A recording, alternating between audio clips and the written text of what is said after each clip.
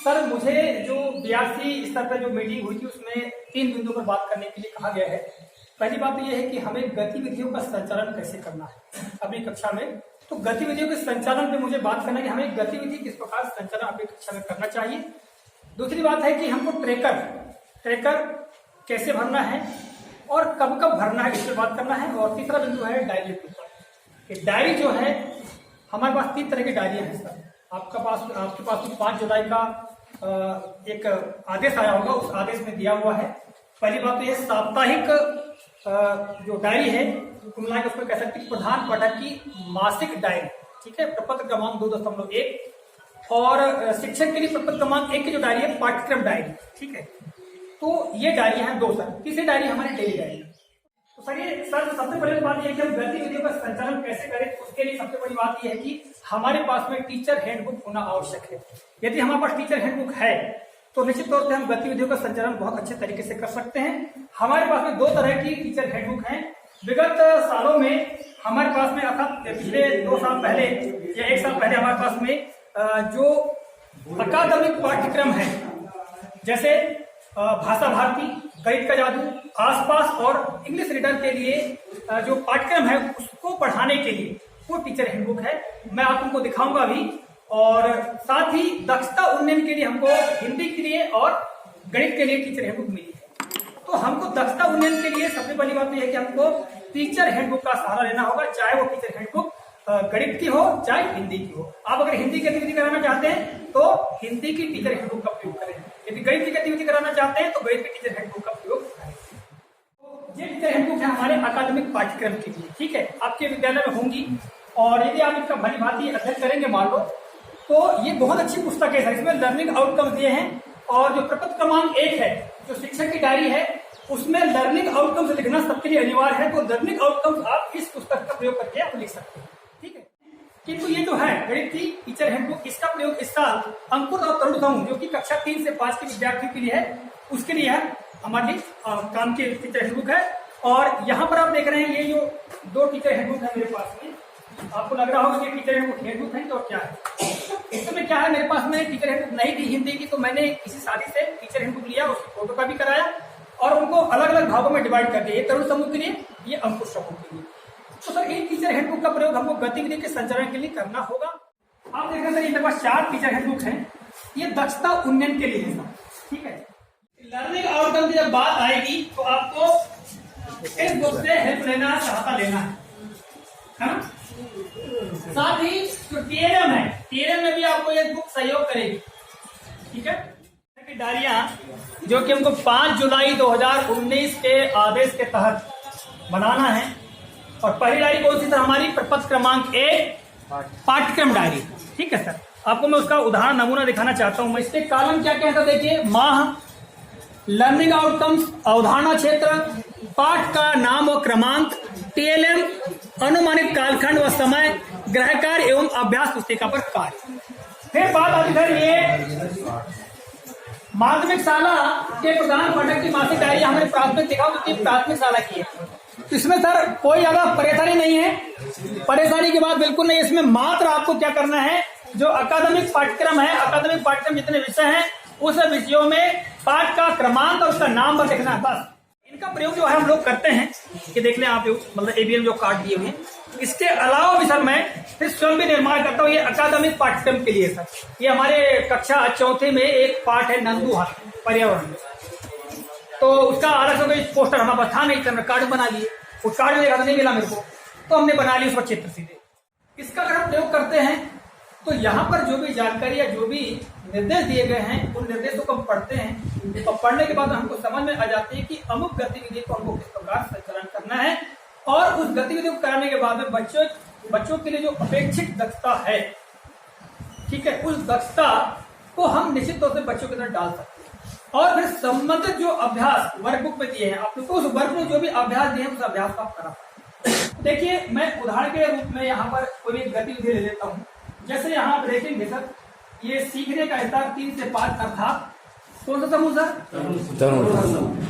और 6 से 8 मतलब कौन सा समूह सर, उमंग समूह, है ना। गतिविधि क्रमांक 7, इसमें देखिए ये जो गतिविधि क्रमांक 7 है इसका पूरा अध्ययन करके पढ़ ले एक बार। और इसको पढ़ना कब है सर?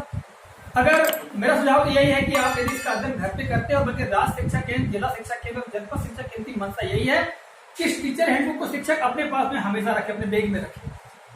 तो इस पुस्तक को हमने हमारे पास में रखते हैं और घर में यदि आधा घंटा या 15 मिनट का समय मिलता है, उसका हम अध्ययन करते हैं और देखते हैं कि हमको गतिविधि कैसे कराना है, तो निश्चित तौर से हम करा पाएंगे। अब देखिए यहाँ पर लिखा क्या है, उसको एक डेमो के तौर पर आपको बताना चाहता हूँ। एक डेमो दे रहा हूँ आपको कैसे कराना है। सबसे पहले आप गतिविधि पढ़ेंगे तो गतिविधि में क्या लिखा है? गतिविधि क्रमांक 7 मेला। हम सीखेंगे का आशय यह है कि बच्चे क्या सीखेंगे, अर्थात ये दिया है सर लर्निंग आउटकम। ठीक है, अब लर्निंग आउटकम क्या है सर? मेले में मिलने वाली सामग्री और उसकी उपयोगिता के विषय में ये बात सीखेंगे, मेले में क्या क्या मिलता है और उनकी क्या उपयोगिता है। दूसरी बात, भाषाई कौशलों के प्रकार। तो भाषाई कौशल कितने हैं सर? भाषाई कौशल 4। सबसे पहले नंबर कौन सा आएगा सर? सुनना, फिर बोलना, फिर और अंत में लिखना। ये चारों जो कौशल है, इनके बारे में बच्चों को समझ विकसित होगी। और अगला है चित्र पहचान कर नाम लिखना। कोई भी चित्र है, मानो बच्चे देखेंगे उस चित्र को और उसका नाम लिखेंगे। चित्र में जो भी आकृति बनी, मानो गाय बनी, बच्चे लिखेंगे गाय। ठीक है, सार्थक शब्द लिखना। सार्थक और निरर्थक दो तरह के शब्द, सार्थक शब्द और निरर्थक। तो बच्चे इस गतिविधि को कराने के पश्चात उस सार्थक शब्द लिखना सीखेंगे। ठीक है, आगे क्या दिया हुआ है? पशु पक्षियों की आवाज को पहचानें। और साथ में इस गतिविधि जब करा देंगे हम, तो निश्चित तौर से बच्चे हमारे जो आसपास के जो भी पशु पक्षी उनकी आवाज को पहचानते, तो वैसे पहले तो पहचानते हैं, फिर भी परफेक्ट जो पहचान है इस गतिविधि को कराने के बाद में बच्चों को होते हैं। और आगे क्या है? चित्र देखकर वाक्य लिखना। और जो चित्र है वो देख करके बच्चे वाक्य लिखें। अब फिर ये हमने लर्निंग आउटकम पढ़ लिया। एक बात और बता दूं सर, इस पूरी गतिविधि को आप एक नजर में पूरा पढ़ रहे और समझ लें कि हमें क्या क्या करवाना है। और इसके अंतर्गत जो अभ्यास दिए हैं, उन अभ्यासों को एक ही दिन में नहीं करना। आप एक दिन में एक अभ्यास करवाए बस। हमको पूरी गतिविधि के बारे में मालूम है, हमने टीचर हैंडबुक का अध्ययन कर लिया है। आप बार बार भी अध्ययन क्यों करेंगे जब आपको एक बार मालूम हो चुका है? और इससे संबंधित जो TLM है, टीचिंग लर्निंग मटेरियल, उसका भी निर्माण आप कर लेंगे। तो 8, 10 दिन, 15 दिन जो इसके अंतर्गत जो भी अभ्यास चलेंगे, ठीक है, तो उन अभ्यास को आप कराते रहें। इसके बारे में आपका अध्ययन हो चुका है। ठीक है सर, आगे चले। गतिविधि का नाम ऊपर जैसे मैंने पढ़ा, मेला। उपयुक्त सामग्री, जैसे यहाँ पर सामग्री अर्थात TLM दिया हुआ। TLM कार्यपत्र पुस्तक, जो अभ्यास सिखाए बच्चों की, वो कार्यपत्र पुस्तक कहलाती है। पेंसिल, रबर और मेले का चित्र पोस्टर। यदि आपको मेले का चित्र या पोस्टर अवेलेबल हो जाता है तो ठीक है सर, नहीं होता तो आप पुस्तक से भी प्रयोग कर सकते हैं, या यहाँ से देख करके किसी छोटे से कार्ड में भी आप ड्राइंग कर सकते हैं, जैसे कि मैंने ड्राइंग किया था, बता रहा हूँ आपको ना। हाँ, मेले का एक ड्राइंग बने, क्योंकि इसको इसलिए क्योंकि अभी मैंने करवाया था। तो इस प्रकार कोई एक कार्ड मिले, कार्ड में यहीं से देख करके मैंने अपने अनुसार, हमको ड्राइंग बनती नहीं, पर जैसे ड्राइंग बनती है उस प्रकार से हम एक मेले के चित्र को बच्चों को बताने के लिए इस तरह से हम कंप्लीट करते हैं। ठीक है, तो मतलब कि इस गतिविधि को कराने के लिए हमारे पास एक ये हो गया और कुछ नहीं। बाकी क्या है? कार्यपत्र पुस्तिका है ना, पेंसिल, रबर, मेले का चित्र जी है, तो हमारे पास अवेलेबल है, कोई बात नहीं। आगे बात आती है प्रक्रिया या पूर्व तैयारी क्या होगी हमारी गतिविधि को कराने की। देखिए यहाँ मैं आपको बता रहा हूँ, पर बहुत सरल है, कोई बहुत बड़ी बात नहीं। यदि हम अध्ययन करते हैं तो बड़े आसानी से हमको समझ में जाता है कि और हम बच्चों को बड़े आसानी से अच्छे तरीके से करा पाते हैं। सार्थक तरीके से कराएंगे, आकर्षक तरीके से कराएंगे और बच्चे भी उस गतिविधि में पूरी रुचि लेंगे यदि आप अध्ययन करके करवाते हैं। आगे की आदत की प्रक्रिया के पूर्व तैयारी के अंतर्गत शिक्षक बच्चों को पूर्व ज्ञान के आधार पर स्थानीय स्तर पर खेले जाने वाले खेलों की एक सूची बनाए। सूची में आए खेलों के विषय में शिक्षक बच्चों से चर्चा करेंगे। ये बात होगी सर। अब देखिए इसकी जो प्रक्रिया है, उस प्रक्रिया का परिपालन कैसे होगा। बच्चों द्वारा कौन कौन से खेल घर में खेले जाते हैं, अनौपचारिक बातचीत के साथ गतिविधि की शुरुआत करें। सर यहाँ से होती है गतिविधि की शुरुआत, ये तो हमने पढ़ लिया। यहाँ के बाद आप क्या करेंगे, कक्षा में जाएं और कक्षा में जाने के बाद आपको ब्लैक बोर्ड पे या ग्रीन बोर्ड पे कुछ नहीं लिखना है। बच्चों के बीच हम खड़े हो गए, हमारे पास टीचर हैंडबुक तो रहेगी ही, बच्चों से अभ्यास ही कभी नहीं करवाना है। आपको सबसे पहले चर्चा करना है खेलों के बारे में। जैसे सर मैंने एक प्रस्तावना जो भूमिका जो होती है, भूमिका के तहत आप भूमिका बना सकते हैं। जैसे मैंने एक भूमिका उस वीडियो में बना के बताया कि भाई तुम सबको सबसे अच्छा क्या लगता है, तो निश्चित तौर से बच्चे को खेलना अच्छा लगता है। यदि बच्चे आपसे घुले मिले हैं तो, और डर है तो फिर बच्चे नहीं बोलेंगे हमको खेल अच्छा लगता है, वो कहेंगे तो हमको पढ़ना अच्छा लगता है बोलेंगे। पर यदि बच्चे आपसे बिना संकोच बिना भय के हैं तो निश्चित तौर से बच्चे बोलेंगे हमको खेलना अच्छा लगता है। अगर खेलना अच्छा लगता है तो आप पूछे कि आप घर में कौन कौन से खेल खेलते हैं, बाहर कौन कौन से खेल खेलते हैं, विद्यालय में कौन कौन से खेल खेलते हैं, उनसे हमको अनौपचारिक चर्चा करना है। औपचारिक चर्चा और अनौपचारिक चर्चा, ये दो तरह की चर्चा होती है सर। वर्तमान में मैं आप लोगों से कौन सी चर्चा कर रहा हूँ सर? औपचारिक चर्चा कर रहा हूँ। परंतु जब आपसे किसी टीचर से बाहर मिलूंगा और आपस में जब बात पूछेंगे पता है दूसरे से, तो वो अनौपचारिक चर्चा हो जाएगी। तो हमको बच्चों को जैसे अपने परिवार के सदस्य हो इस तरीके से बातचीत करना है और खेलों के बारे में चर्चा करना है। जब खेलों के बारे में चर्चा हो जाएगी बच्चे बताएंगे, जैसे बच्चे अपने स्थानीय जो खेल है, जैसे हमारे यहाँ जो खेल खेले जाते हैं, जैसे उदाहरण टिप्पू है ना, घड़ा गेंद या गड़ा गेंद जो बोलते हैं वो खेलते बच्चे, टिंगो खेलते हैं, कुछ लोग उसको लगड़ी कहते हैं, कुछ टिंगो कहते हैं। चीटा, चीटा को जानते थे आप लोग?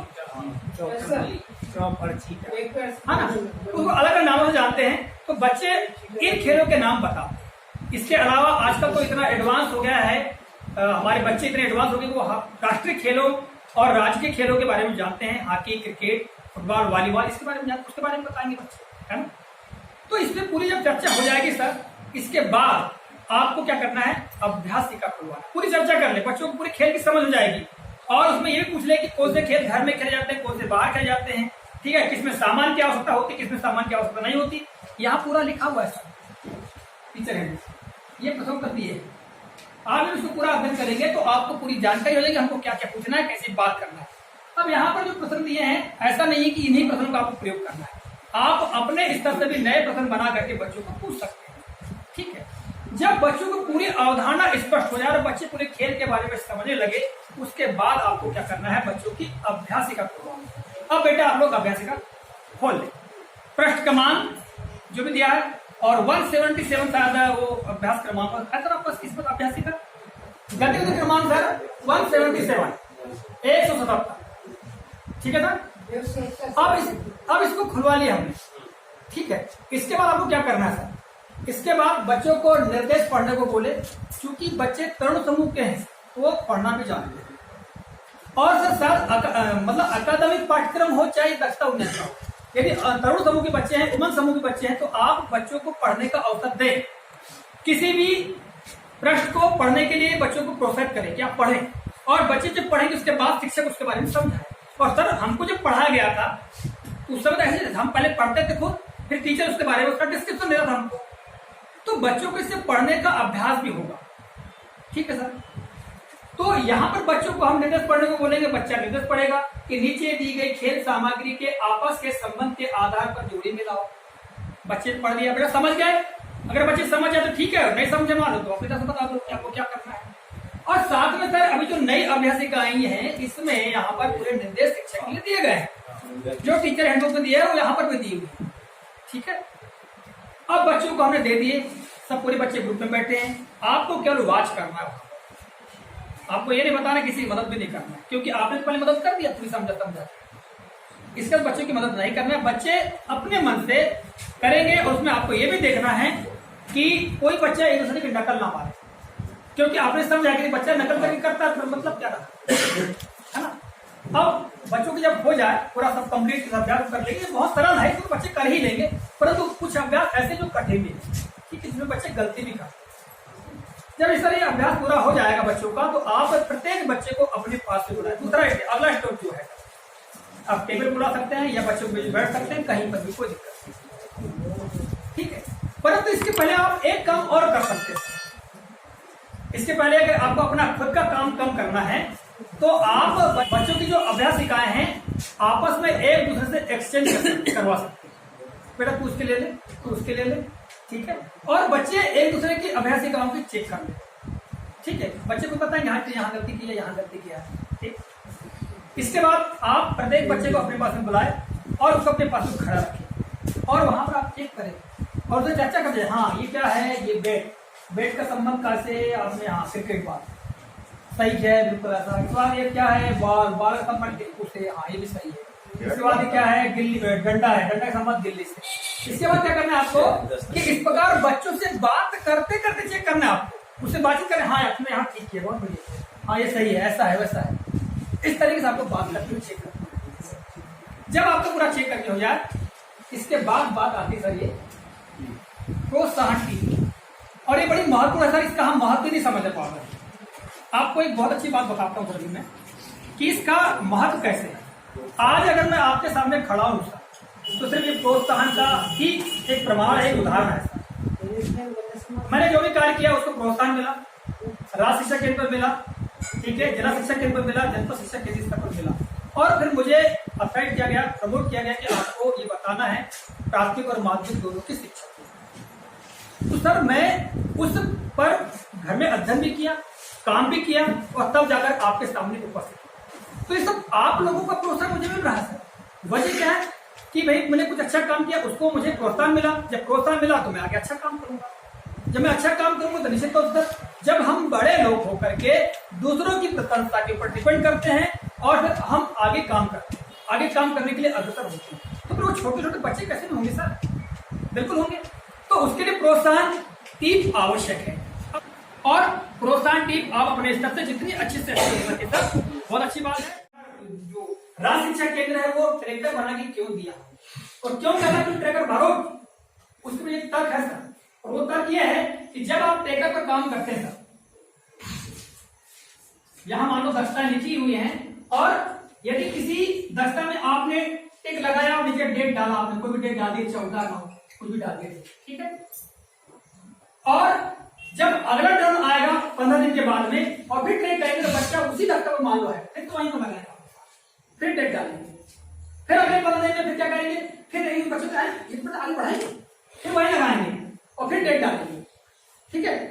फिर अगले बार जब क्वेश्चन आएगी, चौथी बार आप देखोगे तो आपके दिमाग माथा खनकने लगेगा कि आगे वो क्यों रहा है, आगे क्यों नहीं बढ़ रहा है बच्चा।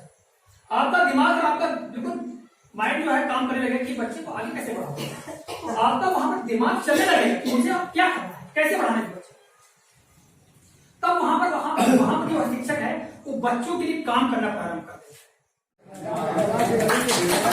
है।